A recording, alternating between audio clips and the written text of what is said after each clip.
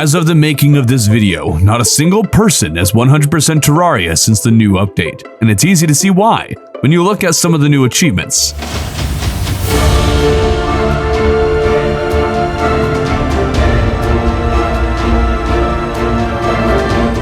Completing 100% of Terraria was already brutally difficult, but now it has only become even harder. And as someone who has never 100% Terraria before, I decided, what the heck? Now is just as good a time as any, and while we're at it, why not do it on Legendary difficulty?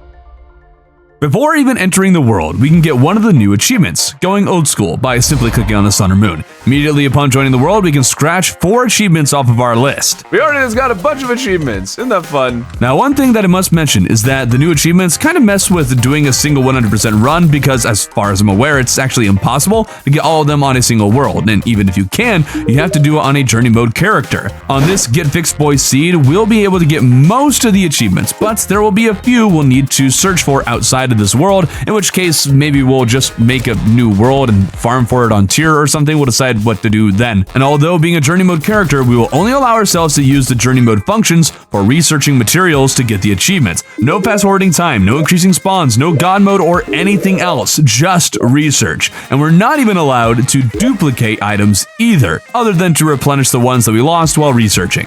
Before we even finish chopping a tree, we get the timber achievement because a tree just happened to drop wood when we shook it. And before we get carried away, rank it to master. We're now on legendary mode on the GetFixedBoi seed. Crafting a workbench, we get another achievement, and we're going to quickly set up a safe haven here because we'll need a safe place to return to on this world. With Ashwood, we can make full armor for matching attire, which doesn't actually require matching armor for you to get it. As we set up housing, something strange happened. Ooh, shiny. How'd I get that achievement? I didn't mine anything. What? You get that achievement by mining ore, so I have no idea what happened because I didn't mine anything. Let me know if you have an explanation for that. Suitable housing gets us the no hobo achievement. This brings us to the part where we have to punch through the RGB mushroom biome. Things have gone pretty smoothly, so let's fart. Bomb! If you don't know, pots and trees in this seed can drop live bombs and slimes. It's also littered with traps. Treasure! Yeah. No!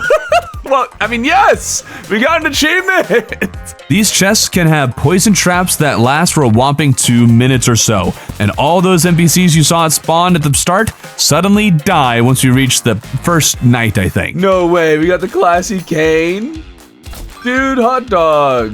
One strap for detecting traps while exploring is picking up a pressure plate or trap and holding it to reveal wiring. But this seed has a trick up its sleeve for that. Oh, they don't let you see wiring? Oh, real logic, you little boogers.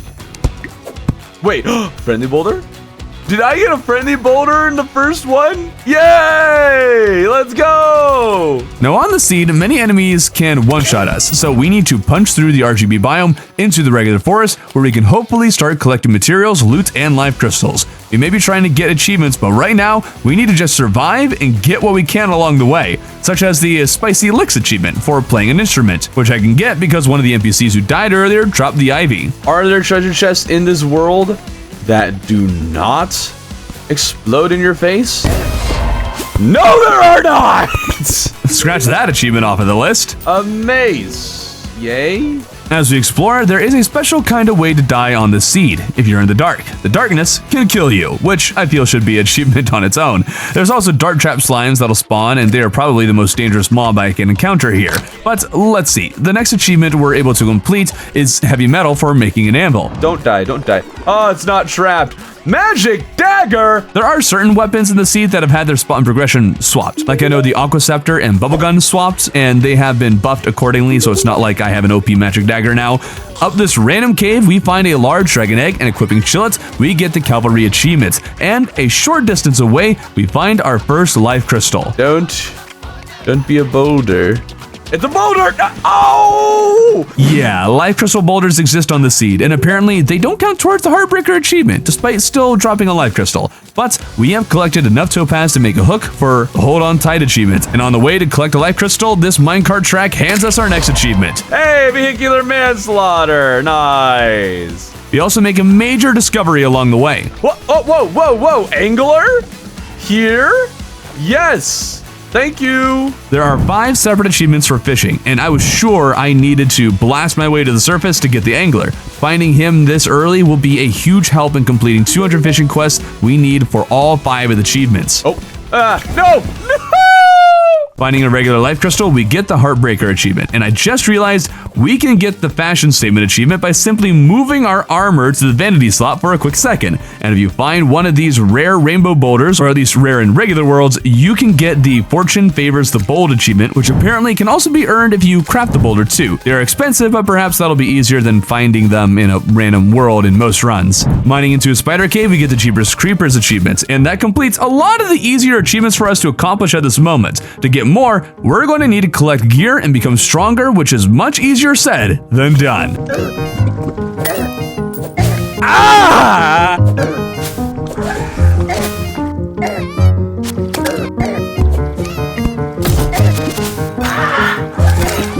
There's an explosive trap right there I need to get rid of. That pretty much summarizes a good chunk of the initial grind. We're now nearly at full health, but haven't managed to find hardly any chest loot. When we search the desert, things start to turn around, with us finding our very first fairy for the Hey Listen achievement, who also happens to lead us to a certain enemy statue. What was that sound? Oh, what the? There's a Pigron statue that I activated? But more importantly, we get a Thunder Zapper, our first strong ranged weapon, and of course, I'm going to be playing Mage. This desert gives us Hermes boots and a Cloudin bottle right next to each other. Those with a hook and Moonlord legs gift us a lot of mobility at long last to really get things going. And a short distance away is a Magma Charm, which is perhaps the best accessory I could have found in a world that is so full of lava. A random bat drops a KO cannon, not an achievement, but I didn't know that it was in pre-hard mode on the GetFixedBoi seed, and it's unironically kind of helpful at this point in progression. We make a Magiluminescence because this glow will protect us from dying in the dark. And now that we have some starting gear, we start collecting more bait to start our fishing journey. Meanwhile, we kill Pinky for the Pretty and Pink achievements. The first fish the angler wants me to get is a clownfish at the ocean, which I'm not sure I can catch down here, but the next is a glowing mushroom fish. We will soon learn that the angler's quests are going to be quite weird in this world, but for now, we are focused on this first fish for the servant and training achievements, and not long after, I happen to luck into our next one. Where is it? How did I get heliophobia? I want that gnome. Where's the garden gnome? How did I get that achievement? With a world weird like this, I was unsure we could get that achievement without a lot of work, so I'm glad it was that easy. But you may have noticed the eye is spawning, which is not only an achievement, but also our next step in progression. Oh, projectiles bounce off of it during that in this seed? What? Well, that's cool. It's terrifying, but cool. Wait, I have a Chillet. Dude, Chillet is going to carry this. Hold up.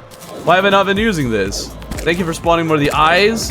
That is genuinely super helpful as a mage for you to do that. Eventually it'll die. There we go. Oh, and more shot. There we go. But before we continue, this project took over 100 hours, so if you enjoy the video and want more like it, please consider subscribing. And be sure to watch the video to the end. Now, the desert is a pretty important biome to explore in the seed. We can get scarab bombs, dig toys, and a chisel to help us mine around this mess, and also get a conch, which can automatically bring us to the surface. Another important thing to do is set up a farm now, so we can have potions ready for all the bosses. While we're at home, I placed all the tombstones we'd collected to set up a graveyard for the Quiet Neighborhood achievement, but for some reason, it's not giving it to me. I do not understand this one bit. Maybe I need more tombstones than you need on a normal seed or something? I'll have to test that later. The third achievement from the angler is into honey, which absolutely never happens. So whatever quests you can get must have been messed with in this seed, which means getting the 200 achievements is probably going to be even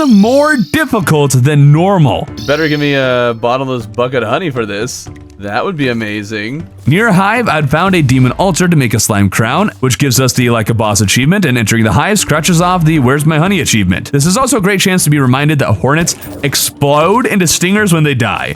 Quest done, let's summon King Slime to try and earn the Slippery Shinobi achievement. Hello, King Slime? What? You're kidding. King Slime jumps into the lava. Falls off of the map. That is so unfair. This happened a second time, and turns out King Slime can spawn dart trap slimes, which is the cruelest thing ever. Tragic, but we got a boomstick and a blizzard in a bottle during some of our exploration. The arms dealer sells a mini shark for an achievement, but we actually need money to buy that thing.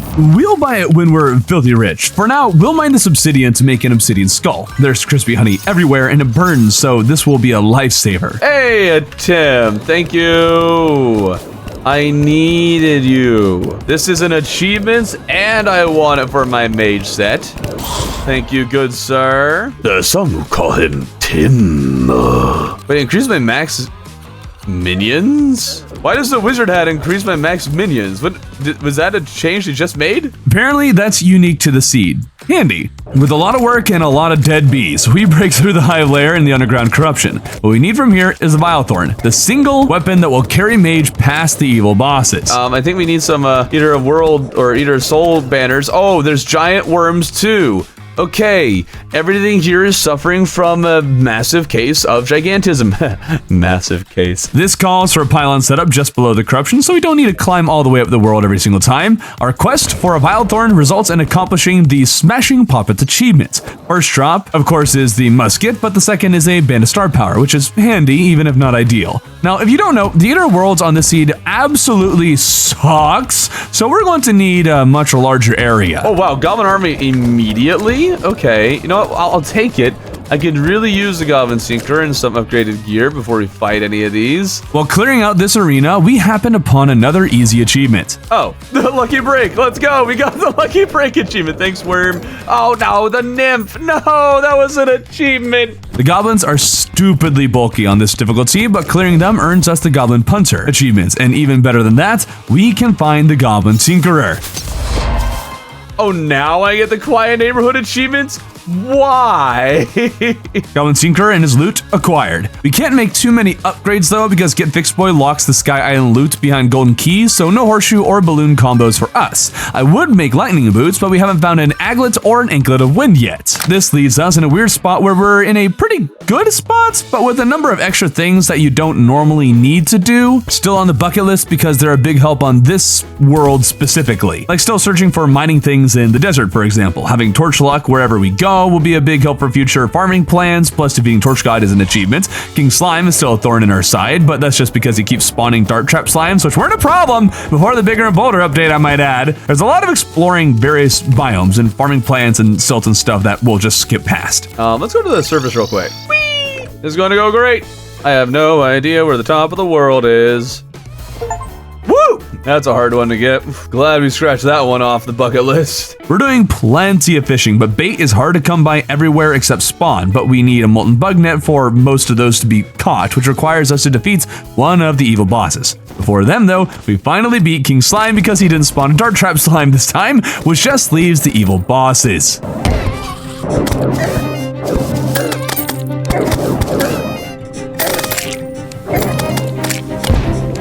Eventually, we got banners and life was improved dramatically. We're going to try and fight the Eater of Worlds and see if we can sneak a pickaxe from it by killing enough of it or breaking enough of its chunks to get that. Boulders. Oh.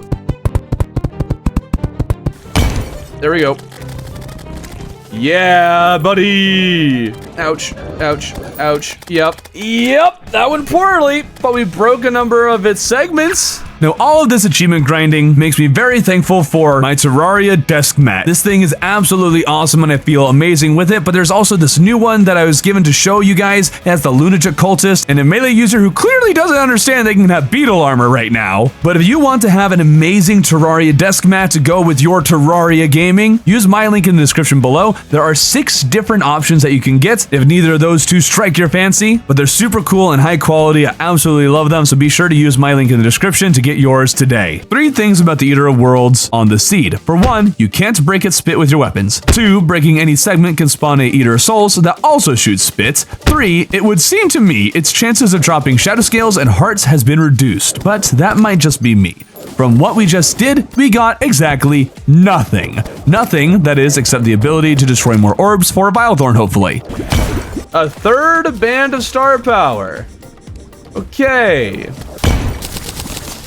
4 bands of star power? Is that the only thing you're allowed to get? That's not great, and I'd rather I not waste all the shadow orbs by failing the boss over and over again. This is the surface, by the way, so instead of breaking more shadow orbs, we're going to see if we can break a crimson heart, get a crimson rod, and maybe have more luck with the brain. First things first though, we're not taking advantage of our extra summon slot with the wizard hat, so let's beat up some flinxes for the flinx staff. I also decided to try and bring the Eater of Worlds fight to the surface and want that prep beforehand. The surface, however, has insane spawn rates. Oh, hello, every eater of soul in the world. The bright side, this is probably good farming for money. Guys, there's a peace candle here. Back off. I think I was able to build at a rate of like 20 platforms a minute. I have peace candles. It's for peace. I desire peace, eaters of souls. Can there be like an extinction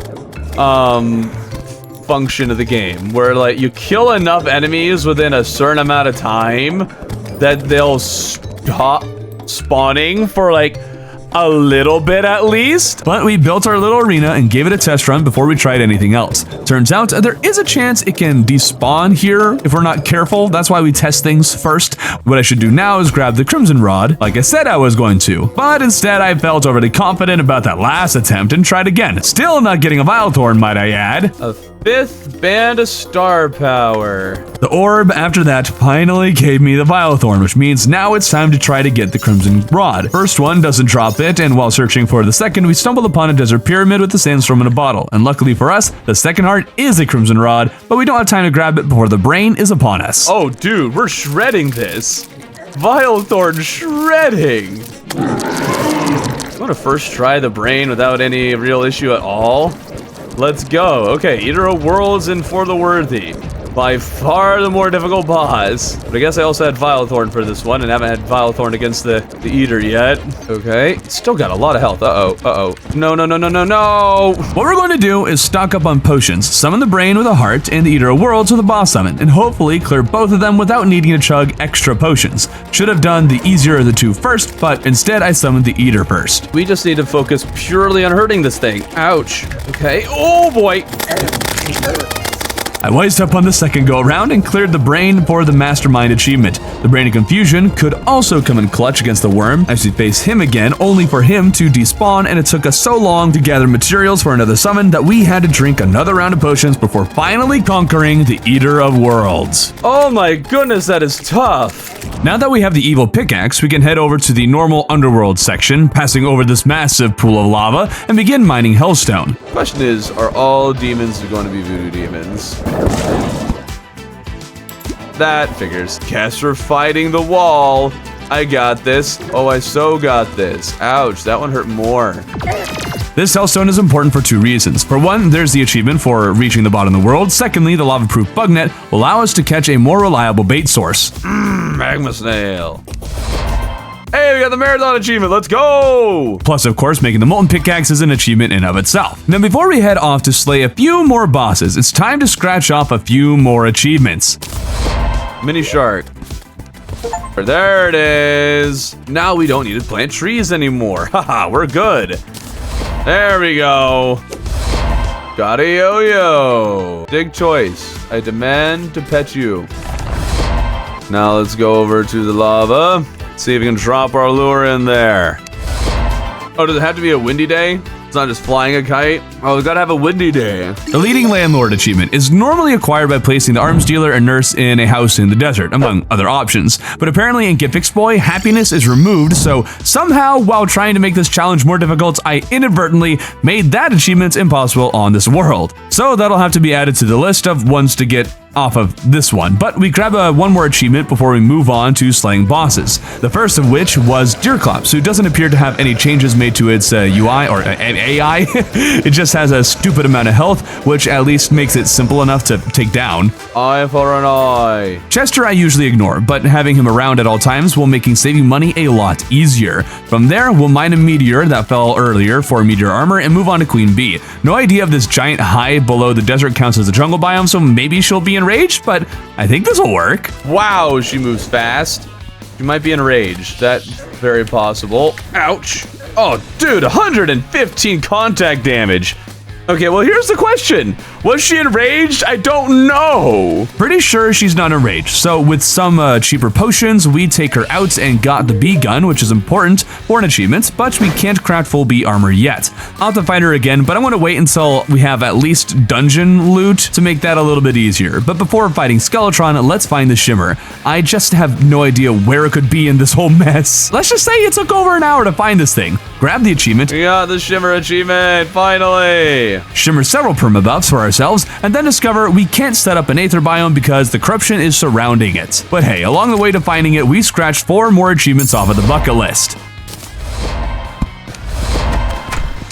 Plus, we found the dungeon, which we are going to absolutely destroy because we need room to actually fight Skeletron in. Lots of dynamite later, and we have the beginning of an arena. Now that I've started actually building the arena, I'm realizing we need a lot more space. But we can't extend it yet because we have our first blood moon, and we're going to really want the Chumcaster in particular for the Don't Dread on Me achievements in hard mode. Plus, bloody tears and structured necklaces would be a huge help. Wonderful. Chumcaster on the first one. Oh, let's go. I don't know why those spawn, but that's super helpful. More blood moon enemies while these guys or these boulders will fry them. There we go. Yes. Friendly boulders. Those boulders made it stupid easy to get the blood moon fishing enemy drops, but before you think about using them against bosses, I tried that, but the boulder just disappeared after hitting the boss maybe once. Reaching the end of this thing gives us bloodbath, but no other drops. A shark-tooth necklace would have been great for Skeletron, but with a larger arena, we may not need it. Fun fact though, in first phase at least, while the head spins, it would appear it reflects all projectiles back at me. You may also have noticed he is quite large. We could maybe beat this thing with a chillet and nothing else, but on the seed, we're just going to need to load up on potions for everything. But also I got to farm another blood moon that just happened, I think like the next night, right after the last one. And during this one, we got 2 shark-tooth necklaces and a bloody tear. Oh, there's a guy, moss zombie. There we go. Okay, we needed that for the bestiary. Good. And then we'll absolutely destroy Skeletron without ever falling below half health because I'm just that good and prepped. And that's while also dodging the Darkcaster Skeletron spawns in second phase. Dude, Wizard Hat giving me an extra summon was just the best. Let's go! The dungeon spikes are, of course, immune to bombs, and they line almost every single block down here. So there's a lot of mining we'll skip past while we explore the dungeon, which is most significant because we need to loot the chest down here for dungeon heist. The weapon I would like most is the Aquascepter, but as I mentioned earlier, that was swapped with a bubble gun. Honestly, I prefer the Aquascepter, but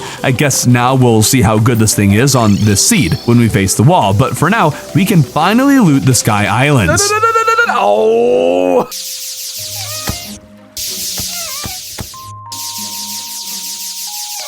It was painful, but we got the loot. But this brings us to the point of the game that we have to do some serious grind and prep. First step is to buy a metric ton of dynamite. Second step, blow up enough of the world to prevent the evil biomes from spreading. Doing this took just over 2 hours. But all right, we finally separated the evil biomes from the rest of our world. Here's hoping we don't get a V or that we didn't miss something. Both of those would be really tragic. Here's an issue I didn't know until this point in the run though. Apparently the Contaminator isn't sold in the seed at all. Once again, I am a bit in the behind for trying to make this challenge more challenging because apparently there are some achievements that are impossible in this world, and now one of the worst, most grindy achievements has been made even worse. And no, I'm not going to use purification powder. Instead, we're going to get the drill containment unit and bulldoze this world and hope that works. If it doesn't, I might need to work something else out. When we were done with that though, there were some stink bugs flying around, so we caught those, made the fly meal, and got another one of the new achievements. We finally set up a true cavern fishing hole so we can actually get some of the cavern fishing quests. We cleared the old one's army enough times to be able to purchase a second tier staff in the future, and once those were done, we started laying the groundwork for fighting the wall, who is going to be an absolute monster in this seed.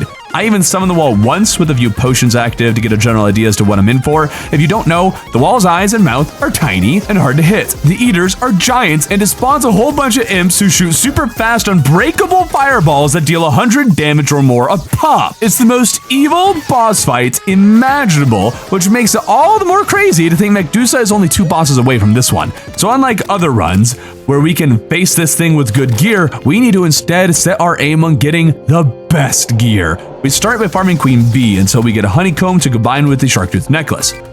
Woo! We did it!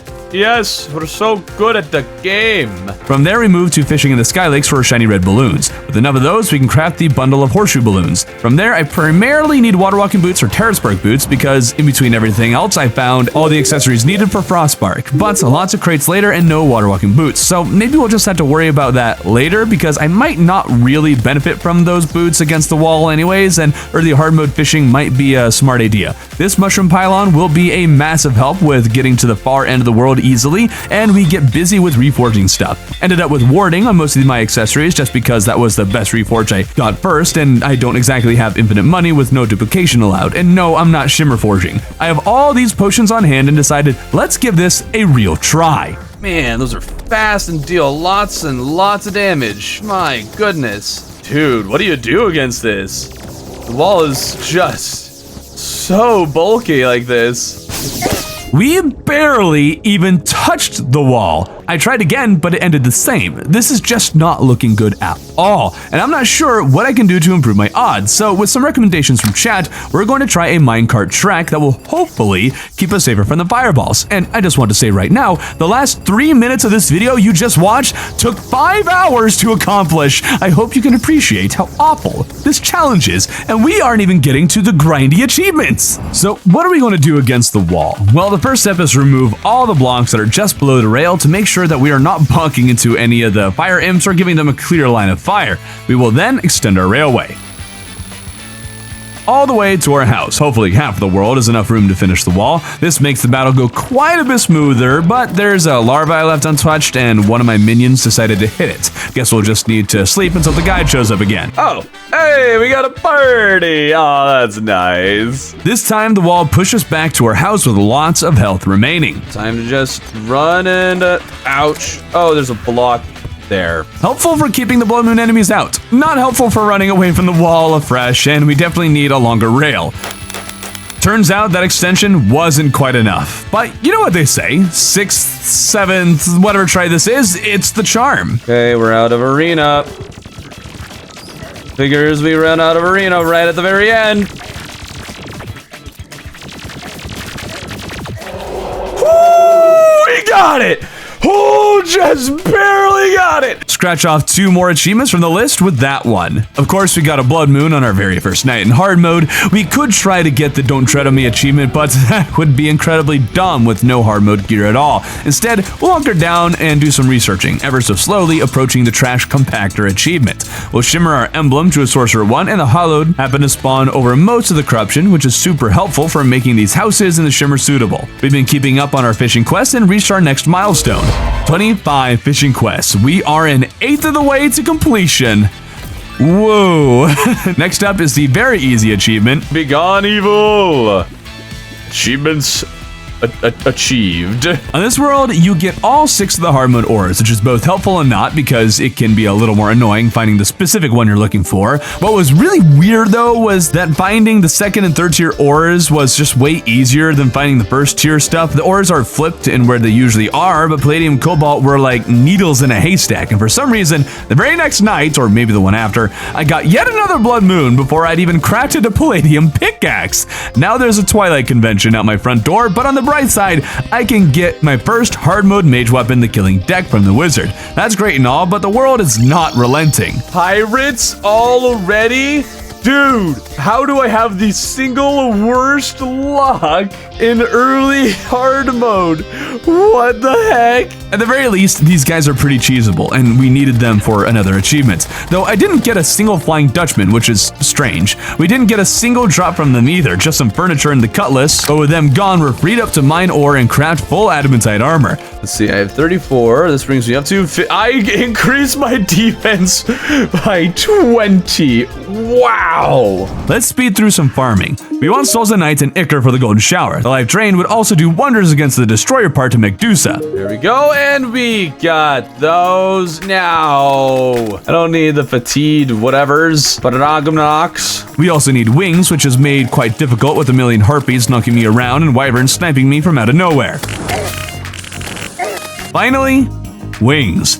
Tried for Hextall, got everything but. Farm Mimics, but you can't control whether you get a Crimson or Corrupt one, so the usual kind of 20% odds are reduced to something closer to 10%. That makes it much harder to get what we actually want, but at least we can accomplish some things while farming for Souls of Night. Oh, a nymph, finally!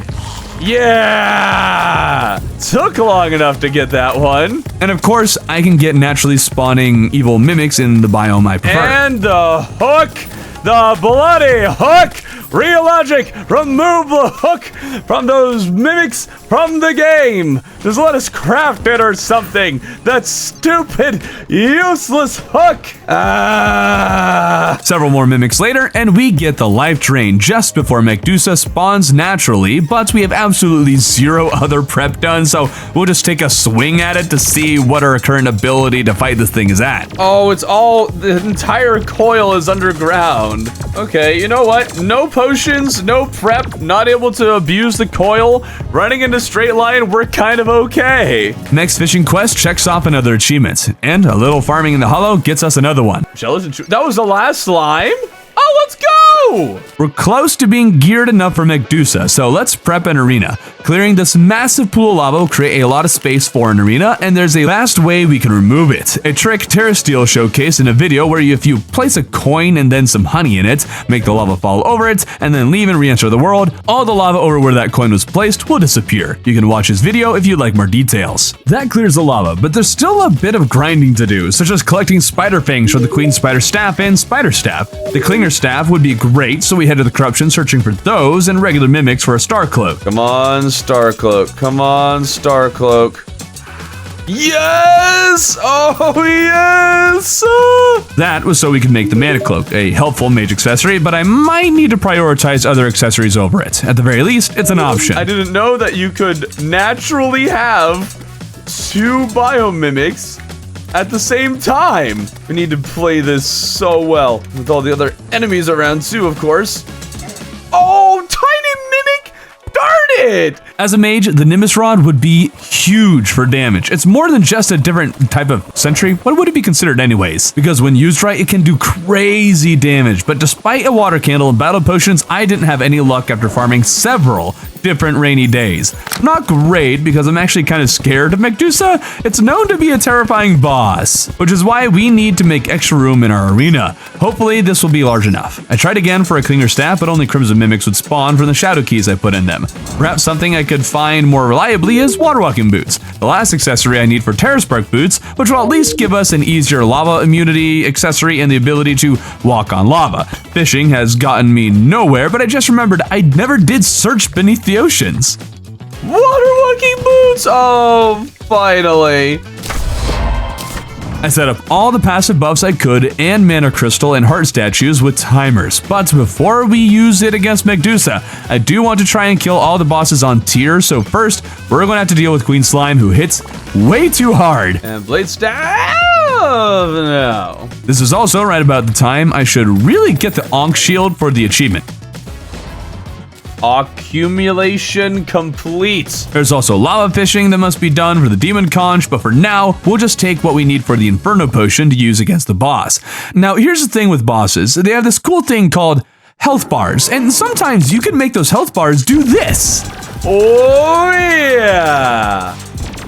Boom! Destroyer's gone. All probes gone. Now is for the difficult part, clearing the rest of this, but without Destroyer here, this will be much easier. Oh, easy boss, guys. Easy boss. This is why Mage is best class, guys. Baz is now in second phase.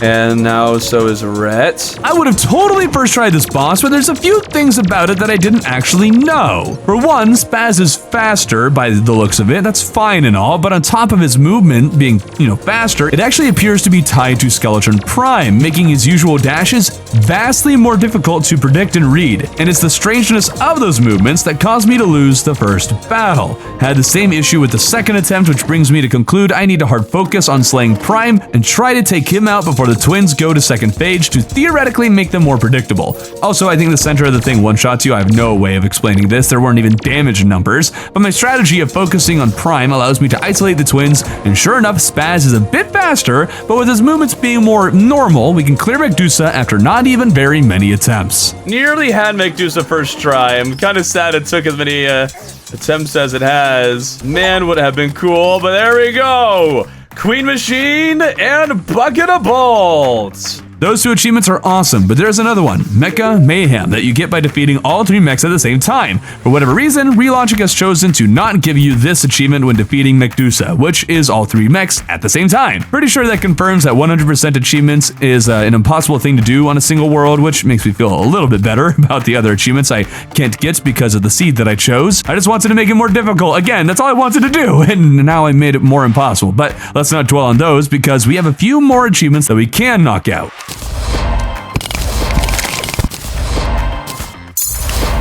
I just done got a life. That's fun. I always needed one of those. Considering what seed we're on, we're going to want full health. So here's to hunting for life fruits, but it's also an achievement. It's just going to take forever to actually find those things. While we wait for more to grow, we can work on blood moon fishing, but that has its own problems.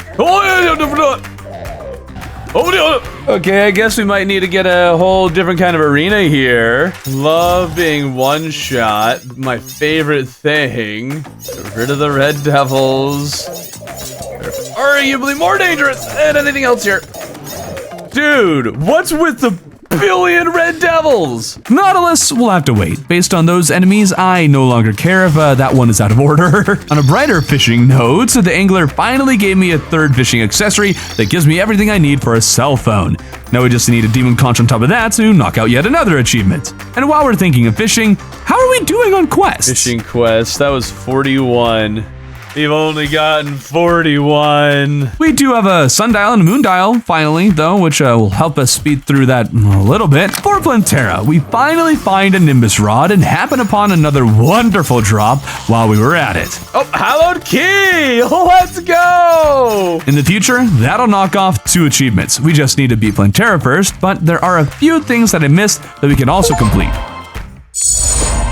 As for Trash Compactor, I decided to do some math to figure out how much I have researched thus far. We've got 1,422 items researched. Well, plus 5. 1,427. Over 6,100 items are in the game.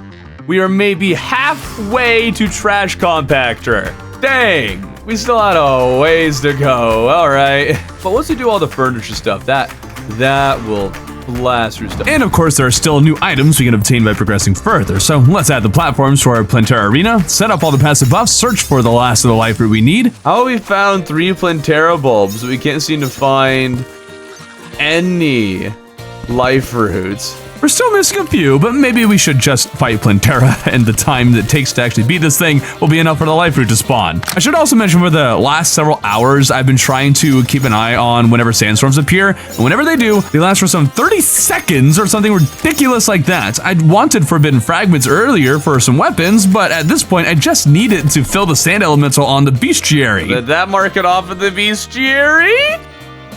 I didn't mark it off. Please, Relogic, let us have an item that can summon sandstorms, I beg of you. But let's take down Plantera, who has a few surprises, including pink thorn things it spawns, and I have no idea if I can break them. Break the pink vines.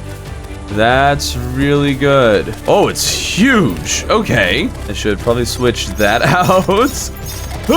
Okay, but it looks like the lamp strain is still going to do wonders against all the little clinger guys. Okay, it is spaz-tastic. Hasn't been nearly as bad as I feared it would be, but also it's a lot of damage whenever it hits you. Okay, we can survive one more hit. There we go!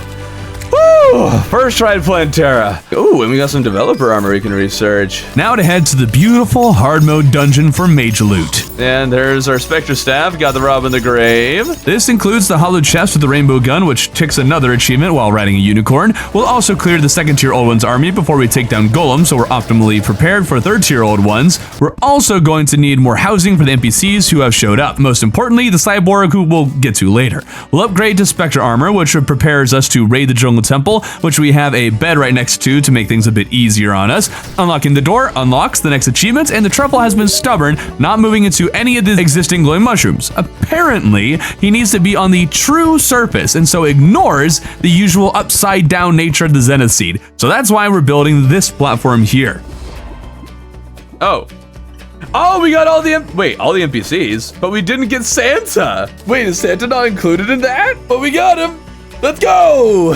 Now, the jungle temple is probably about twice the size on the seed, filled with traps and high spawn rates that I tampered down a bit with potions and peace candles. Had to take this thing so slowly, but jungle mimics appeared here and there, and this isn't exactly the best place to fight them in. Also, bees. Are you kidding me? Bees? Bees did like 100 damage a pop? Really? Surely, it's been long enough for Liferoot to grow. And sure enough, it kind of was, still took a while. Now, while I roamed the jungle temple, I picked up a lot of solar tablet fragments, and I had this thought that I thought was genuinely brilliant. The sundial moon dial resets when a world event occurs, and I thought that maybe if I got a lot of solar tablet fragments and turned them into solar tablets, that I could constantly reset the sundial and blast through fishing quests that way.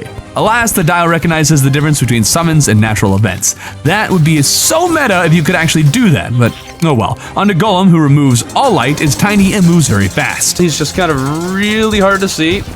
Let's remove some of his defense.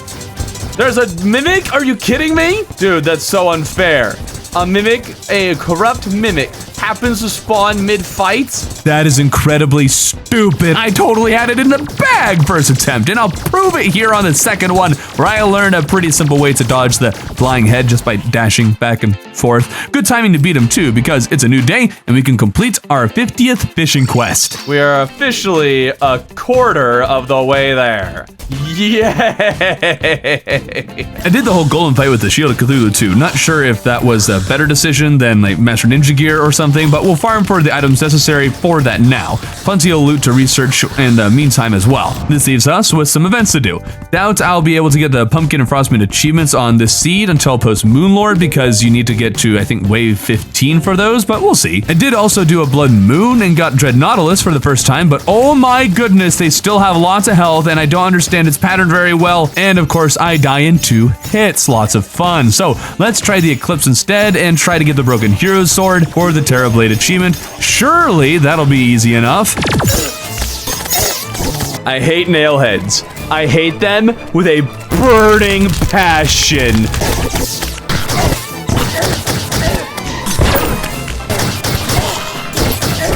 I learned I need a bed and bus stations at my arena. I had considerably more success with the Pumpkin Moon, although the Morning Woods instantly fall down the platforms and out of the world, so we're going to need solid blocks down here to prevent that from happening in the future. But with those events checked, where are we on the Bestiary? 75.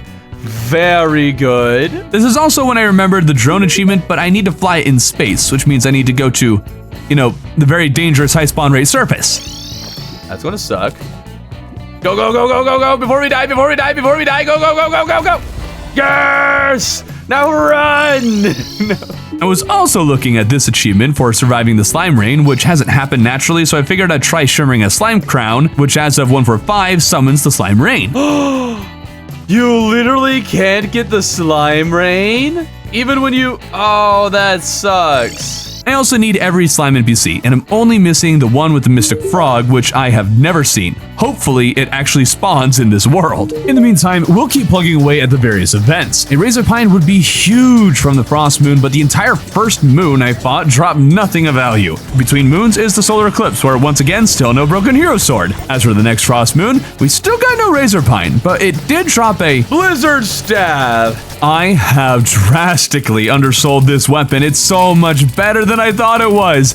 It carried me through the next eclipse where a Mothron finally dropped a Broken Hero Sword. There we go. And there it is. Finally, a Broken Hero Sword.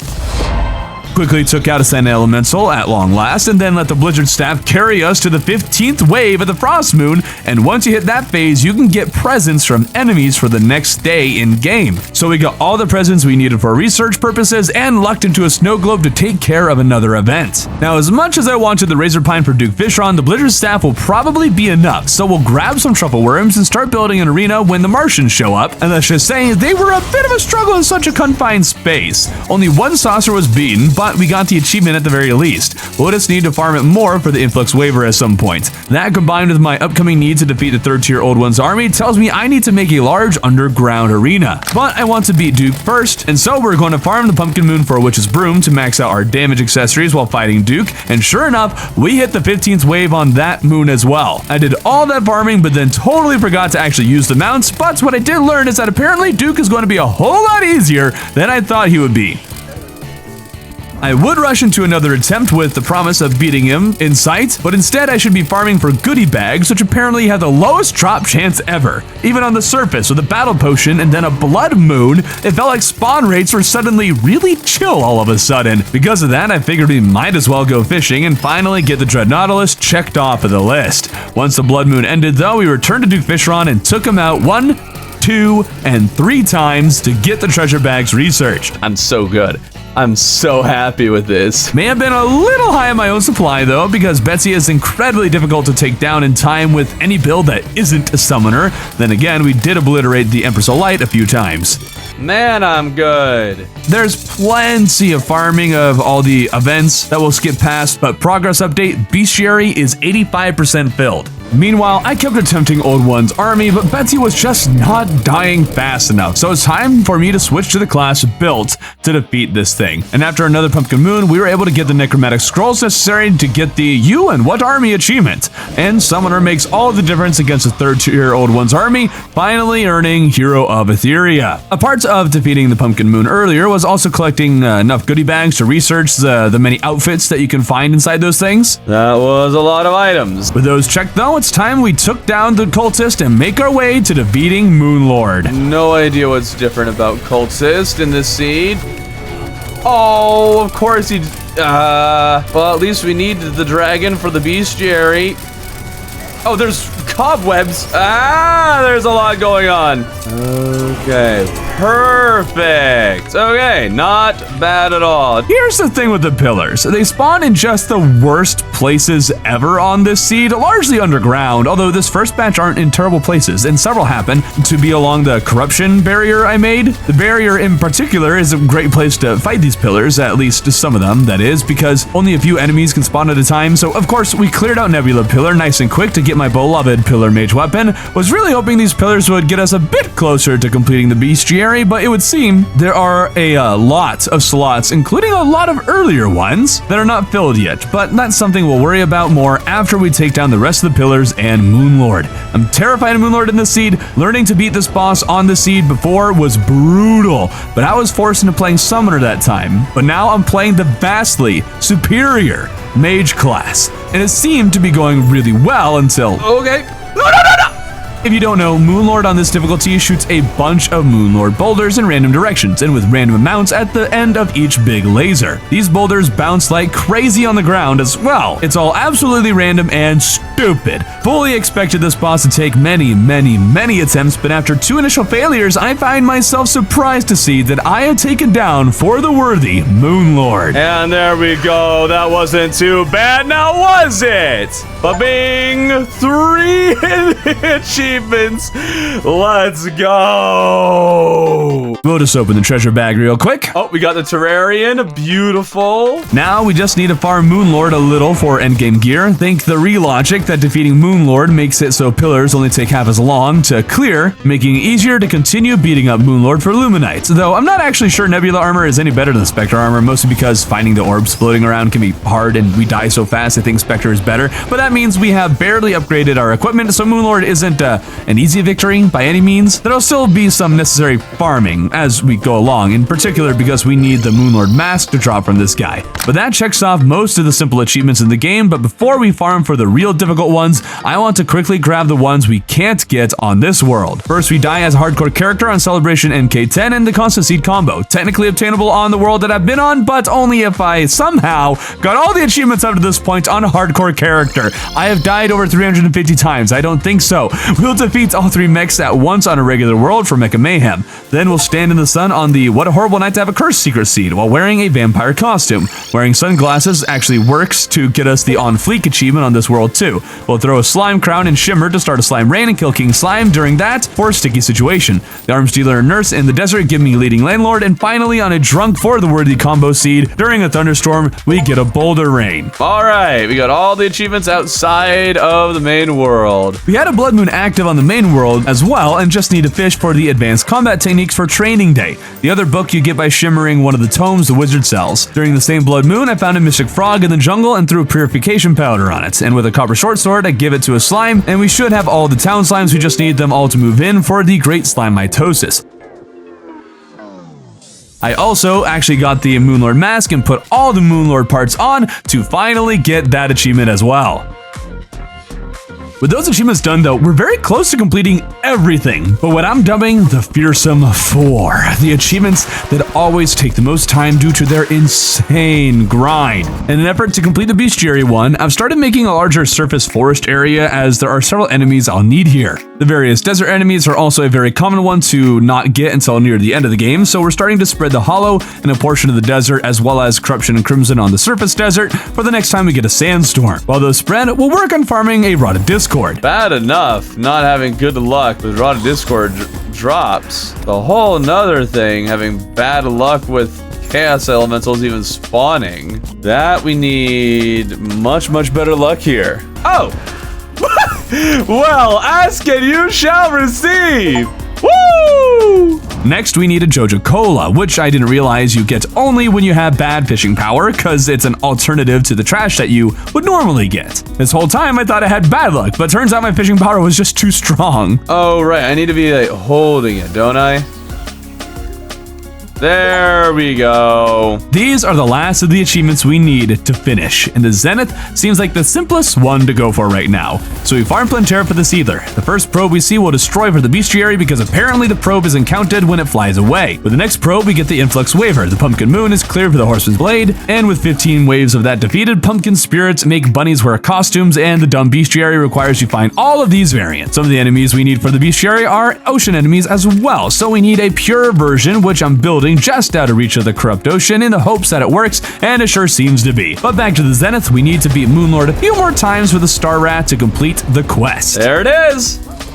Bada bing, bada boom! We still need to kill Dr. Bones, and we need to find a golden delight somewhere. Dr. Bones has evaded us quite well thus far. But before we farm those two rare creatures, I want to complete Trash Compactor because it's at least something we can reliably do. So for the next hour and a half, I did nothing but craft tools, armor, furniture, blocks, walls, platforms until... There we go, Trash Compactor. Oh, thank you. That only took forever. Only 5 quests remain, only 3 of which are part of the Fearsome 4, but I feel more like focusing on clearing more of the bestiary, so I went to the Frost Moon, which got me Santa Claus and this bunny, but I still need another enemy or two. Then I took Pigron and Medusa statues to get some of those enemies that I'd somehow missed or not gotten to this point. This forest area was also great for finding an angry dandelion. At this point, the hollow has spread into the desert, checking off a few more, though I need to move some of the hollow desert to the surface. And we moved an NPC into a house near this large pool of water, hoping to get a water strider and a golden water strider, both notorious when completing the bestiary. While we were working on these things, we happened upon a critter we need. Wait, gold bunny nearby. Gold bunny, gold bunny. Yeah, I got him. Thank you. Now, as much as I'd like to focus on finishing off the bestiary, Supreme Helper Minion, in my opinion, is easily the worst achievement in the game due to just how slow and monotonous it is, and so epic fishing montage.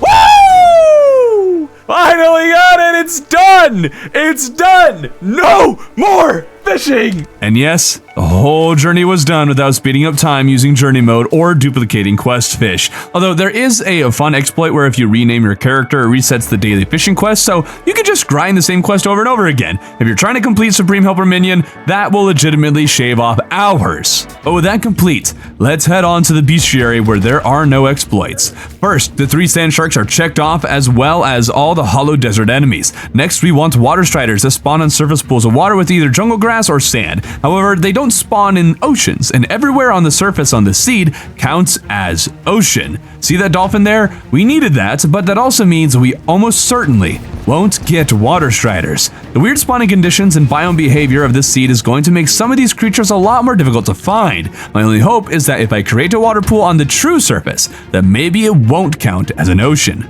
Water striders! Yes! And it marked off the gold one!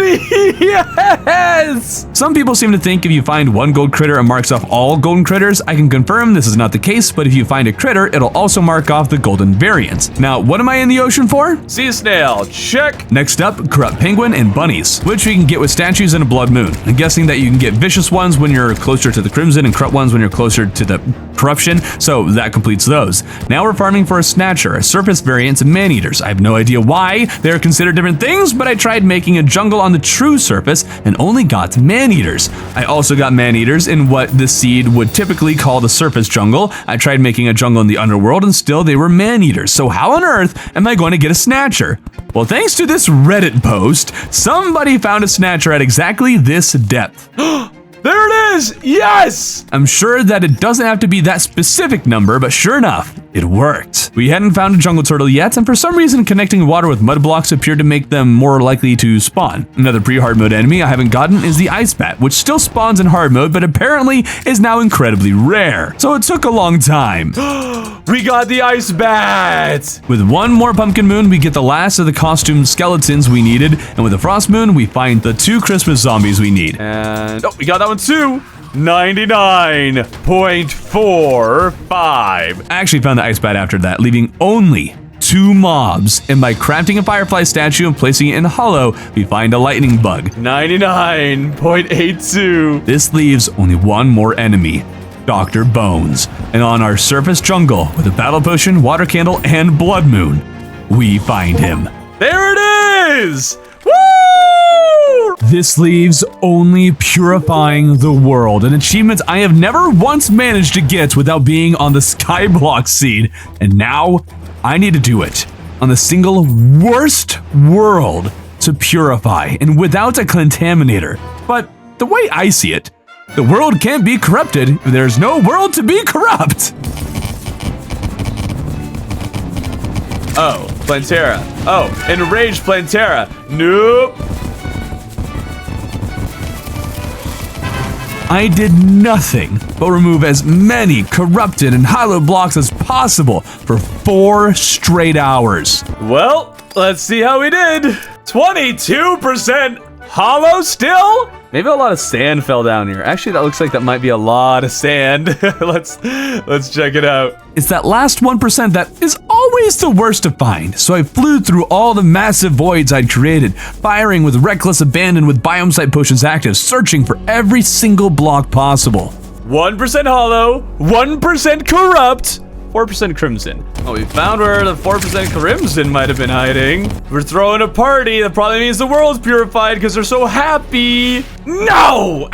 There's still 1%. Where? I've destroyed everything. There's always 1%. So we comb the world, constantly firing our rocket launcher, just hoping it might hit the blocks I might miss as I fly around. I'm still confused to how there could be more hollow, considering how much more contained it was. I searched and I searched until I reached the point I couldn't fathom where more blocks could be, so I used this website called Terraria to see what might be going on, and it revealed that there were a whole lot of hollow blocks just outside of view on the map. Here's the thing. I tried shooting with rockets, auto-select with a drill containment unit, throwing purification powder, and throwing hard mode bombs. None of these methods worked. It got nothing. Is this just unreachable? Now you might be wondering if it even needs to be pure because it's off of the map. Well, with all of my options expended, the only thing I could do was grab a contaminator from another world and see if those blocks even need purifying. And sure enough, that seemed to fix it.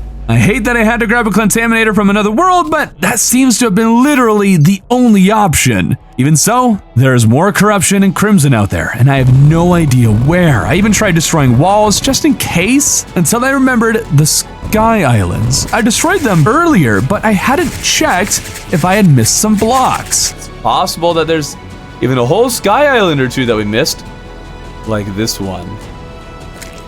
There goes a Legion block. Another one of the problems. Oh my goodness, they're up here. Come on. Corruption is gone. There is only crimson. What is that? I think I might have found it. There you are. You're the last one, right? Come on. Come on. Hallelujah! It's done! It's all done! And so, it is done. Every single achievement in the game, largely completed on Legendary GetFixedBoi. It sucks that you can't get every single one of them on one world anymore, and I don't know what you could do about those apparently indestructible and unreachable corrupted blocks outside the world border. I would love to hear any ideas you might have for that, but for now, it is done. I have finally 100% the game, and I strongly recommend you never do the same because it sucks. The only reason I was doing it was because I failed this challenge here where I tried playing Terraria and the order achievements appear. You should check it out. It's much easier than this challenge, yet in some ways, a lot more tricky.